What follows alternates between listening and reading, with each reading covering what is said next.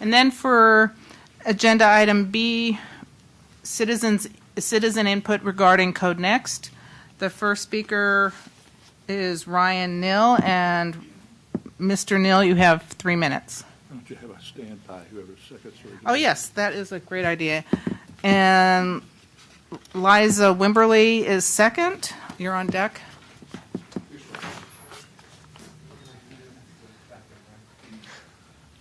Sit down and talk. If you're Ryan Nill. I am Ryan Nill. Sorry, I didn't hear the break when I ran from the lobby. Okay. And you will have 3 minutes. Okay, I have some documents to pass out. Should I do that now or at the end? Yes, please. Okay. The time needs to click. We're not going to have enough time. Oh, no.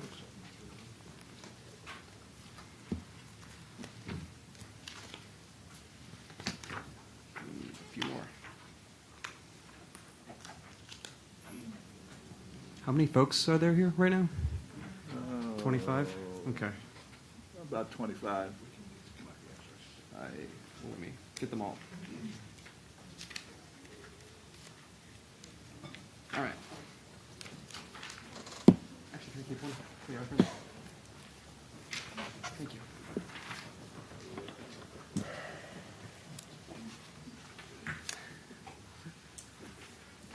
Okay. Oh, go ahead, please. Sorry. Hello, my name's Ryan Nill. I'm a resident of the Wooten neighborhood, and I'm also a member of the La Reunion Cooperative Apartments. I'd like to speak about CodeNEXT and how it affects cooperative housing. I guess for reference for folks that don't know about cooperative housing, it's a form of community, democratically managed housing where the tenants essentially take on many of the responsibilities of the landlords and are able to save a lot of costs by doing so. And I've handed out a document that shows the costs of local cooperatives compared to rents, local rents in that area, and we see cost discounts of 40 to 60% for cooperatives. So I think this is a really important affordability solution. Most of the co-ops in town are of what has been called missing middle housing. They're typically small apartments. I live in a courtyard apartment with 20 units. Many of the co-ops are, 5 to 15 bedroom, like large houses from large extended families from the past. So we really want to make sure that co-ops are represented and able to access any new and existing missing middle housing. But one of the problems that we've had is that we've got a co-op definition in the code. It was in the last draft of the code, it's in the current draft of the code, but the definition does not actually suit the needs of any of the cooperatives in town. So I'd really like to see some of that definition changed to suit the needs. And I'm still working on a good definition. We've got some good feedback that I'm considering. But additionally, the CAG made a recommendation. Let me pull out some notes real quick about what can be done with cooperatives. And the CAG recommendation was to revise the definition, to change the occupancy limit to 2 persons per bedroom instead of whatever the standard occupancy limit is, and to add a new cottage court type that has a large house and separate duplexes or cottage houses on either side to allow for more co-housing style arrangements, and also to reconsider parking limits for cooperatives. I think this is a use that's gotten a lot of traction lately. The council actually passed a housing co-op resolution on August 17th, and that resolution says that we should allow co-ops to access affordable housing dollars, to reduce hurdles to co-op development by making code amendments, which we are in the process of doing, and to explore converting frequent code offending properties to co-ops because, the tenants are being abused and they should have a right to take over from negligent landlords. Thank you. Okay, thank you very much. Liza Wimberly is next, and Kevin McLaughlin is on deck. Chair Kobasa, Yes. if I can make a quick comment. I'd like, if we could, as opposed to clapping after each person talks, which we may get plenty of that tonight, if we could get just at Planning Commission, we wave our hands up in the air. It allows the conversation to continue uninterrupted. We Right. see how much you love the person and what they said, and the flow continues, because it'll be a long night. Okay, thank you. We're not used to clapping at ZAP meetings. What do you guys do instead?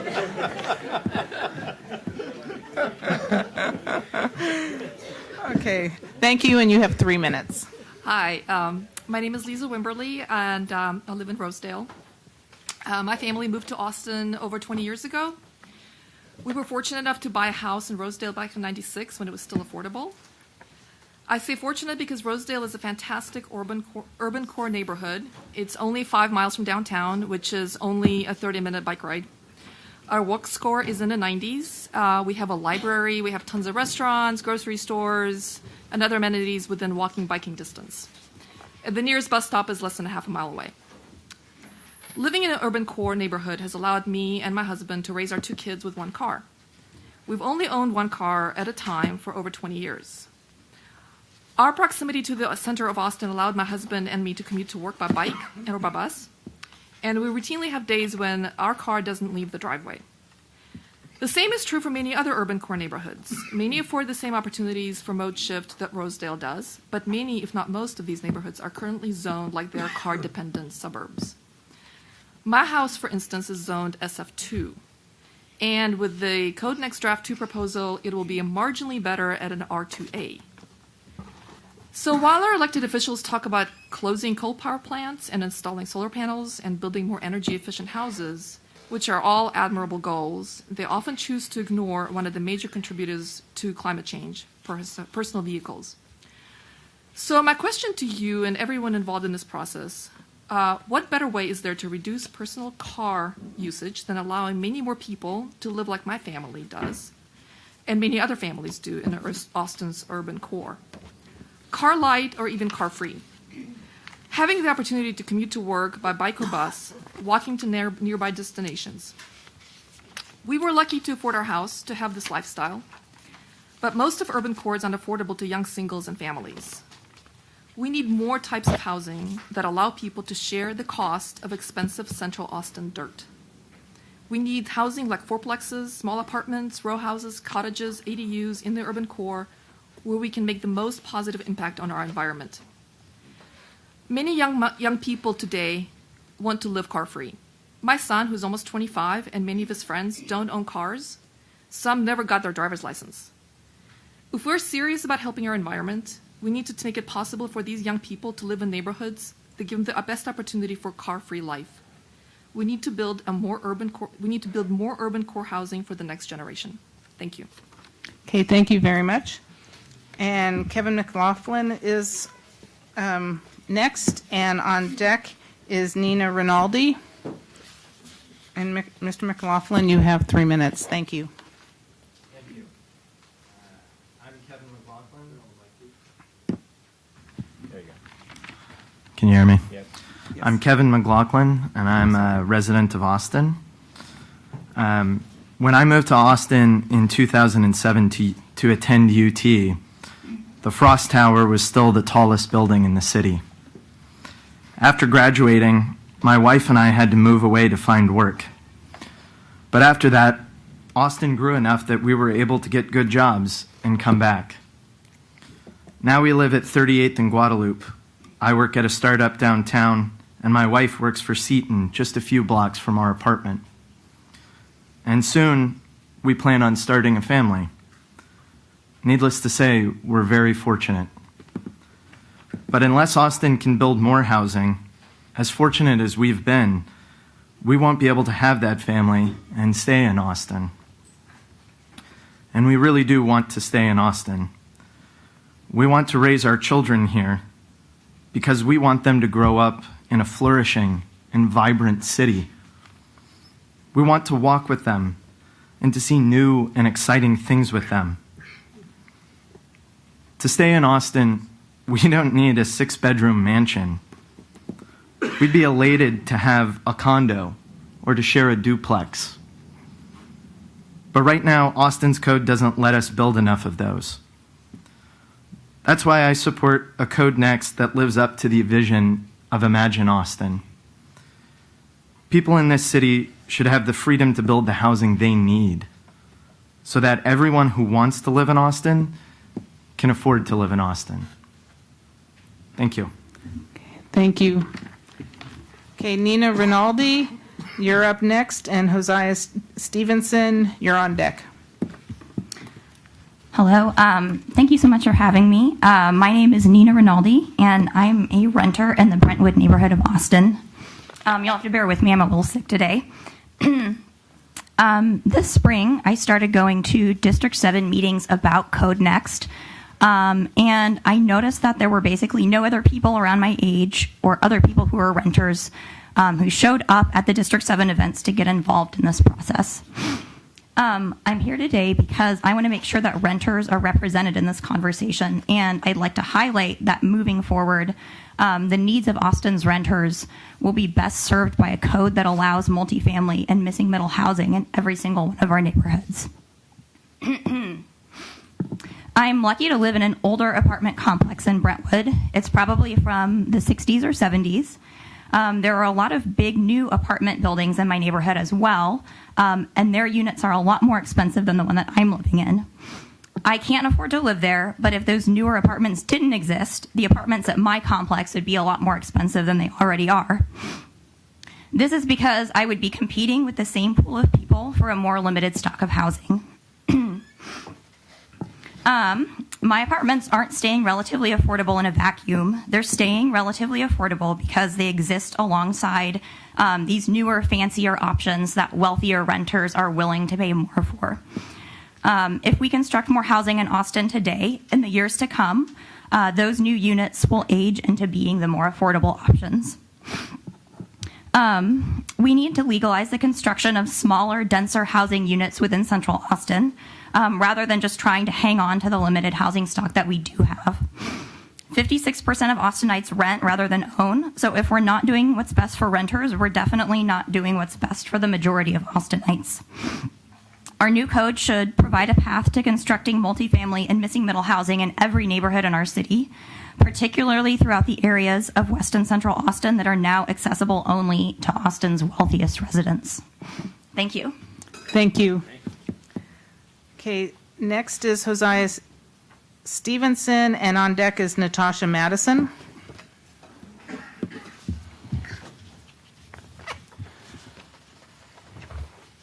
Hi, my name is Josiah Stevenson.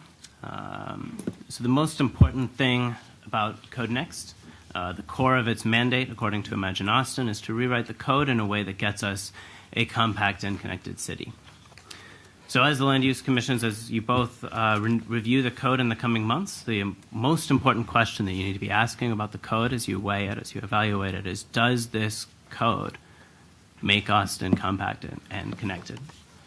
That's the mandate. That's what we're supposed to be evaluating it on.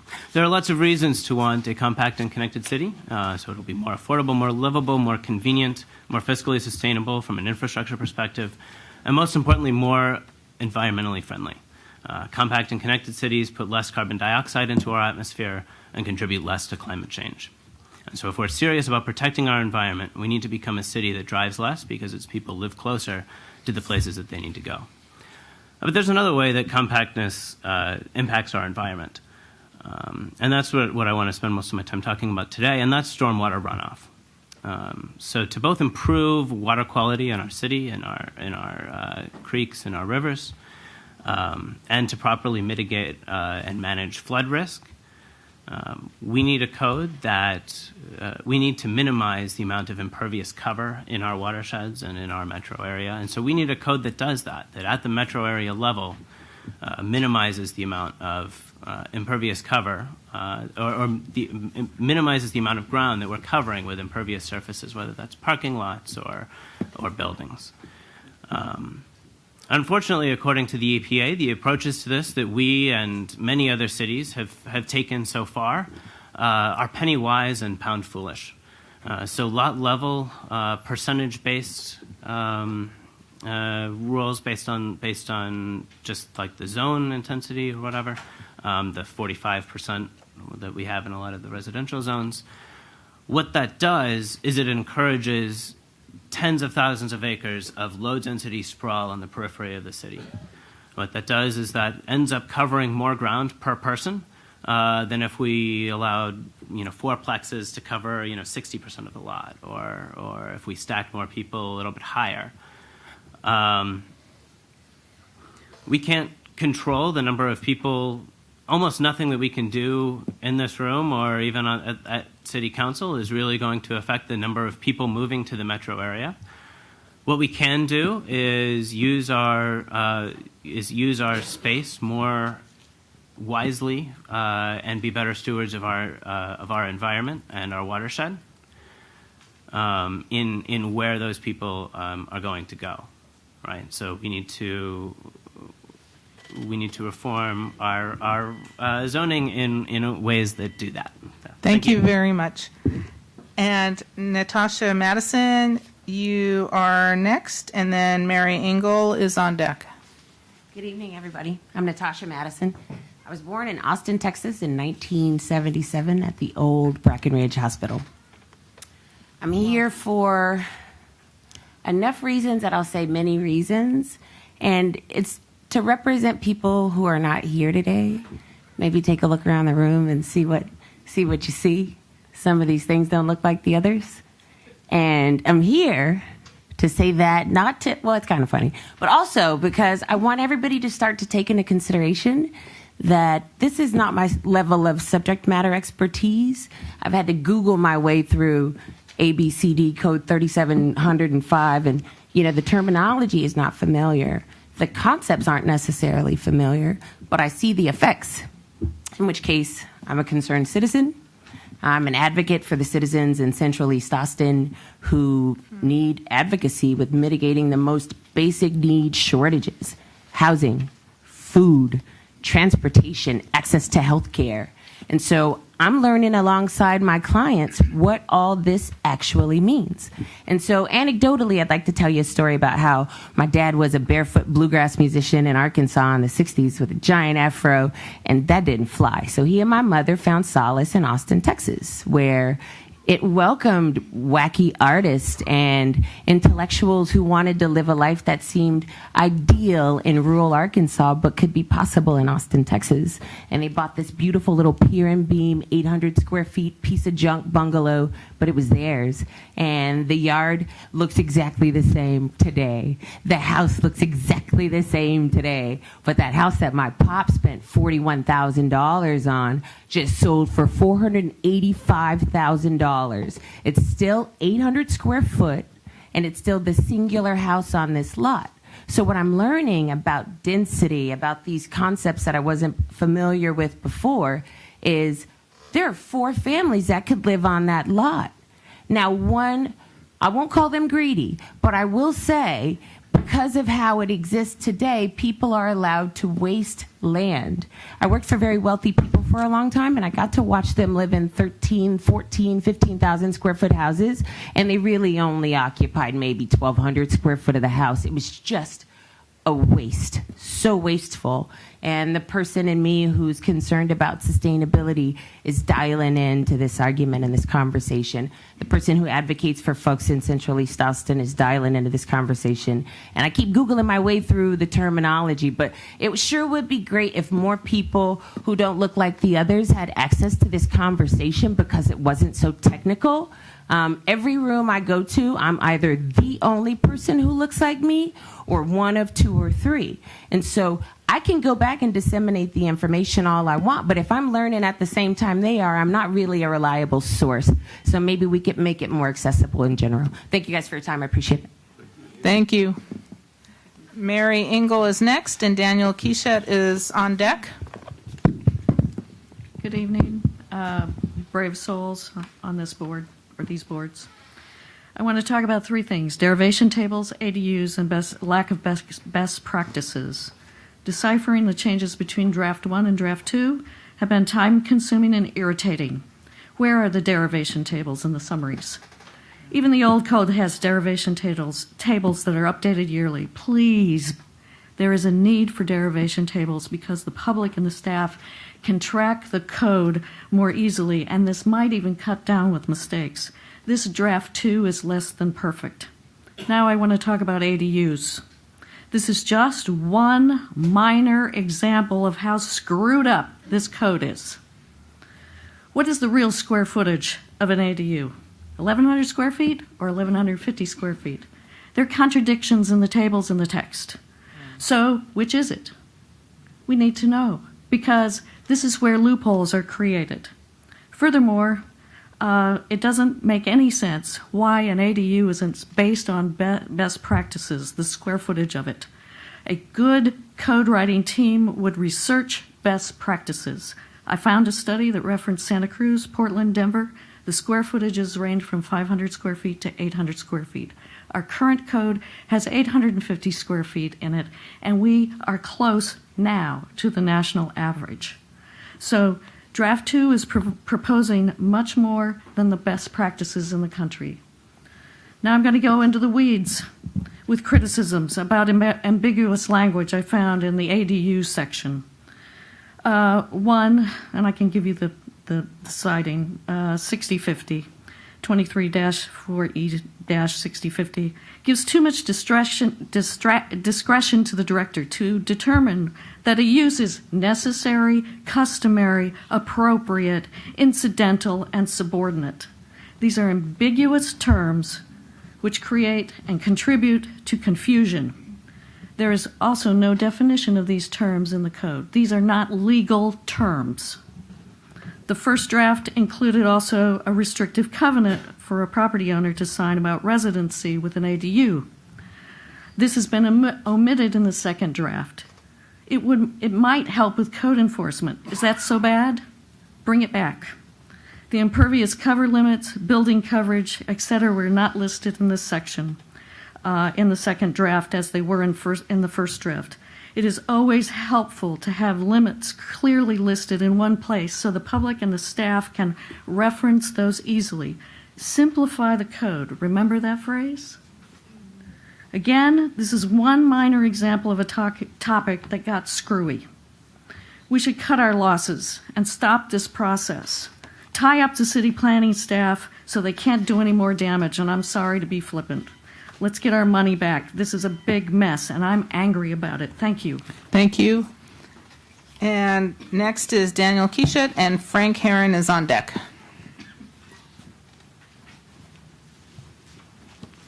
Hi, my name is Dan Keshet. I am a downtown resident, and I'm here today to talk about parking requirements, especially downtown. As some of you might know, currently downtown does not have parking requirements beyond ADA accessible spaces. Not in the CodeNEXT draft, but in Austin's current code. I do not see anything in the CodeNEXT draft that keeps this status quo. In fact, what I see is that the downtown, I could be, if I'm wrong, then I would love assurance that I would love to have it written out in assurance that they have been eliminated. I know that this is going to pose an enormous problem to downtown. This is going to be a major, major disruptor to add the parking requirements that we see. In the last 5 years or so, there's just been a seismic shift in the way that people staying in hotels use parking spaces. People come to Austin. We advertise Austin as a place that you can come, stay downtown, and never need to rent a car. This is how people are getting around. They're walking around downtown. They're using Uber and Lyft. They're using, they're using cabs. We had a hotel go up, the Aloft Hotel on Congress Avenue, I think at about 7th Street. That's, I don't want to get it wrong, but it's at least hundreds of units, and it has all of its parking space is valet. It's all using existing parking space. They did not add they did not add any parking. And the reason why we can do this is downtown is already way overparked. The Downtown Austin Association did a study and found that the biggest problem with parking, with people finding parking downtown, was not a lack of spaces, but the fact that we built so much parking into every building that it's not accessible. Most people in coming downtown are used to the idea that you might park in one building and go access your use in another building. And we already have the parking to accommodate way more activity downtown than we have existing today. I think that this is a big step backward, and I'm speaking about downtown, but I think that it should give us pause about the parking requirements that we have for other regional activity centers, because these shifts happened fast. The new hotels that we have, the JW Marriott, the Fairmont, the Aloft, none of these are parked to the 1-to-1 ratio that I see in the regional activity centers. There's no reason why the same thing could not happen at the Domain, where lots of people are coming to park for business purposes, for things that are on site to the Domain. So thank you. Thank you. And then next up is Frank Herron, and our last public speaker is Kaz, and he'll have to say his last name. Thanks. Good evening. Let me say first that my opinion of staff and the consultants is quite different than the one you heard a few minutes ago. In my experience, they've been honest, competent, smart, and just nice people all around. That said, I want to talk about affordability because I think that team is being sent the wrong message. Affordability requires density. I've got a list of all the new zoning districts here and a calculation of how many square miles have been mapped in each of those districts. If you add all of the mixed use, the residential house scale, the residential multi-unit, and the Main Street, which I think is all the areas that you can expect housing, it adds up to about 97 square miles, which sounds to me about right. It's about what we've got now. Problem becomes more than 2/3 of that area, you can only put 1, 2, or 3 units on a lot. Further, 90% of that area, you can only put 1 or 2 units on a lot. And that's what we had in 1931. We have got to embrace the densification of our neighborhoods or we will never solve affordability. Y'all have heard me talk about Terry Mitchell a number of times. He is undoubtedly, by consensus, one of our foremost local experts. And he makes the statement without exception that if we don't have density, we don't stand a chance to get affordability. That's his only major tool. And he's built 23,000 plus units in this town. If we don't embrace the fact that our neighborhoods must, over time, change in terms of densification, we will never solve the problem.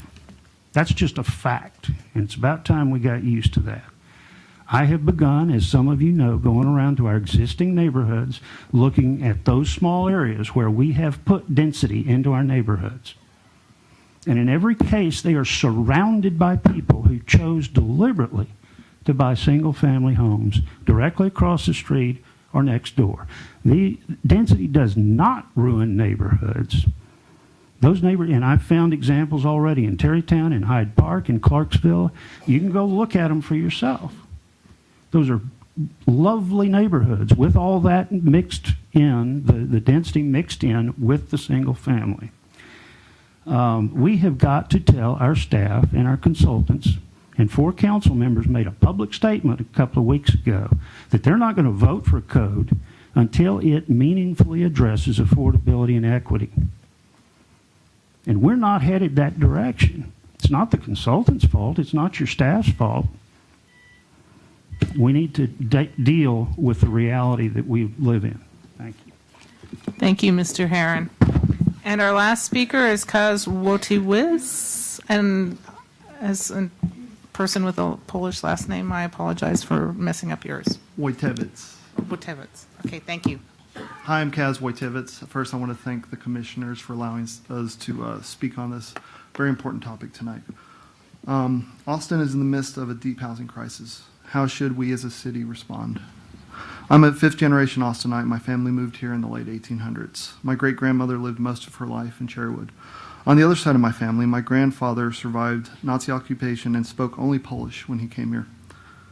I have two daughters, a 2-year-old and a 3-year-old. My primary question, will City Council pass a code next that allows for adequate housing for new people like my ancestors and my children? That's truly what CodeNEXT boils down to. Let me say it again. Will CodeNEXT allow for adequate housing for the future?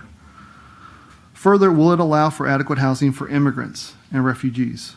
Will it allow for adequate housing for people trying to escape climate change catastrophes like Hurricane Harvey? While Washington ignores our moral imperative to act on climate change, will Austin be there to take up the charge? Now look at version 2.0. That's the consultants have given you is still over 1,000 pages. That's obscene for a city facing a housing crisis. How will these rules help us make it easier to build housing? In fact, 1,000+ pages of bureaucratic hoops will block all but the best funded housing builders.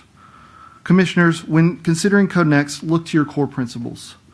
Do you believe we should have an Austin for everyone, or should we maintain the status quo? Should we be a welcoming city, or one stuck in a false memory of how Austin used to be better? There will be many people that will be scared. They're scared to change, but in most cases, they already have a house. Their pleas amount to the pulling up of a ladder for the next generation. What do you want? An Austin that looks to the future, or one stuck in the past? Thank you. Thank you very much, and that concludes our citizen communication. Thank you. And thank you, Chair Oliver, for that excellent suggestion. You're welcome.